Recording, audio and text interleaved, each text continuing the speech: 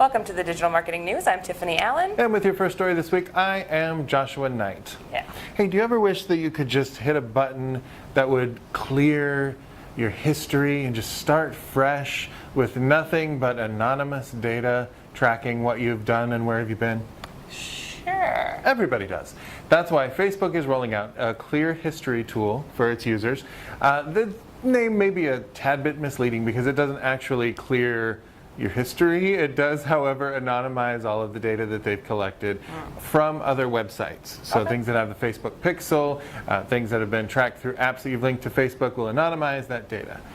So what this means for marketers, Facebook is saying that this is not going to affect your analytics measurement at all, because you're still getting that data, it's just anonymized. However, we do have to take that into account for ad targeting.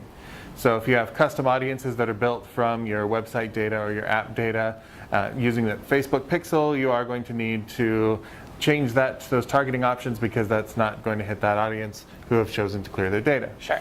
So it seems like a minor hiccup, a good trade to keep people feeling a little bit better about privacy on Facebook.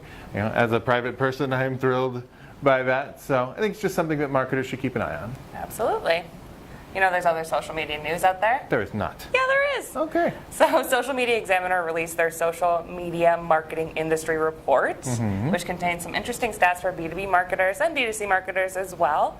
But from a B2B standpoint, 91% of B2B marketers are using Facebook for their marketing. Seems high. 80% are using LinkedIn. Seems low. Seems low, right? That's kind of the whole point, right? So yeah, definitely.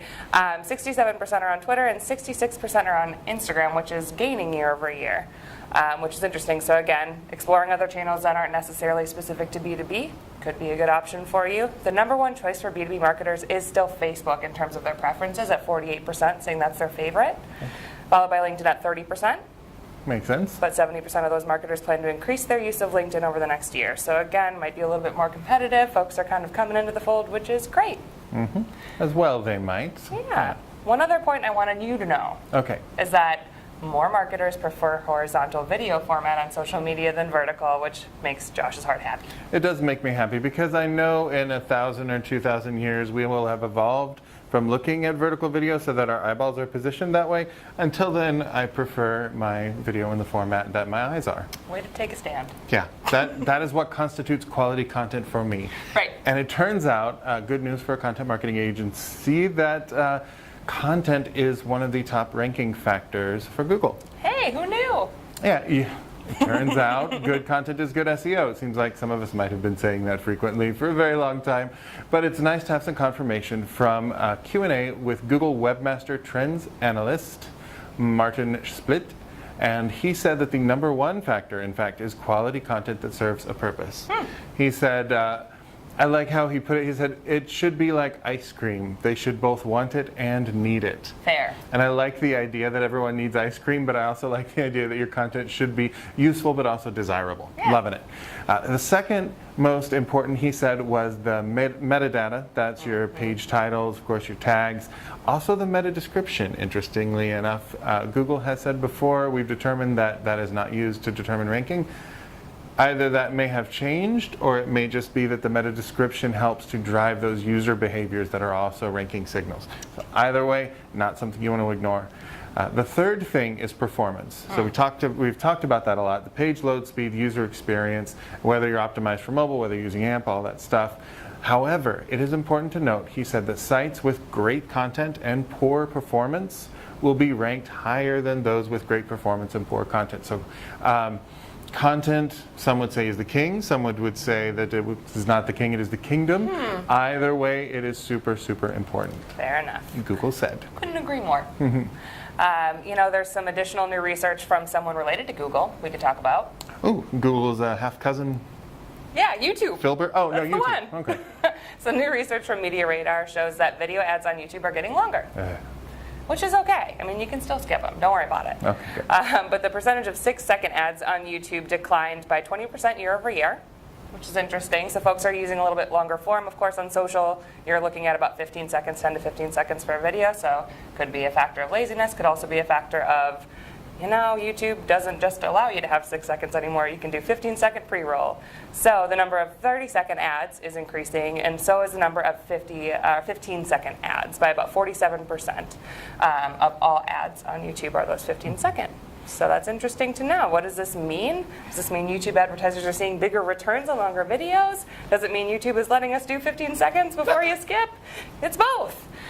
So again, when you're creating your video marketing strategy, when you're thinking about how to target folks on YouTube, think about making longer videos, potentially, but of course test different lengths to see what works better for your company. And remember that the optimal length for an ad is how long it is engaging and fun and watch-worthy for the consumer. Right. So finally, I wanted to talk a bit, though, about the habits of marketers, an elusive and mysterious bunch, as we well know. But there was a neat little small survey by this group called Smart Brief, and that was a little survey of 136 marketers about their landing page behaviors and habits. So I thought some of this was interesting just to see what people value and what they do. Talking about conversion rates, 31%, so about a third, said a 0 to 10% conversion rate is their average. Consider that average. 35% said 10 to 20 is average. I feel like if 0% is your average, so 50% are lower than that, people are actually repelled from your content, that's probably not great for your business. But you know, a third said 0 to 10, a third said 10 to 20. Only 3 of their 136 respondents said above 50% is average. And I really want to talk to them to figure out what they're doing, because it seems like they have cracked some kind of very important code. Yeah. But how do you get these conversion rates? I would say A/B testing your landing pages. Maybe ABBA testing if you're a dancing queen, young and sweet, only 17. Nope. But you're not going to allow that one? Nope. Oh, disallowed. Russian judge is rough today. But only 5% of these people surveyed said that they always A/B test their landing pages. Wow. 35% if you want to combine the seldom and the never A/B testing. And so a third of marketers are like, A/B testing, maybe testing, you know. So come on, folks, you got to A/B test a little bit. Yeah. The other interesting thing I thought was for form fields, we generally think that fewer fields means a little bit easier conversion.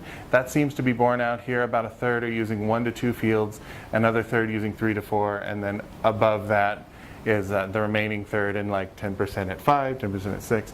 But you know, that 1 to 4 seems like a pretty sweet spot. Yeah. Well, folks are using, in terms of lead generation and content types, they're using white papers, videos, and infographics most commonly.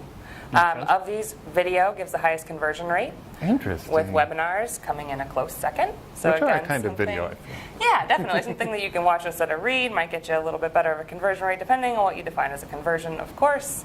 Make that distinction with your own analytics. Marketers are also reporting that copy and design and layout of the landing page were the elements most frequently tested in terms of their A/B testing or conversion rate optimization. And these were also the elements that they felt had the greatest impact on conversion rate. So again, if you're not A/B testing, you're not going to know that. Test small things here and there, use that to collect data and improve the conversion so you can get up above that 0% conversion rate that we all if that is your average, don't want. do that A/B testing. Yes. All right. Well, that is all the digital marketing news we have for you today. But of course, there's more on the blog at toprankblog.com. You can follow TopRank on Twitter at TopRank or me at Tiffani_Allen. Yep, and you can find me on Twitter at NiteWrites. That's NITEWRITES. And please do subscribe to our YouTube channel to get all the cool videos that we do. And we'll talk to you soon. All right. See you next week. Thanks for tuning in. Bye.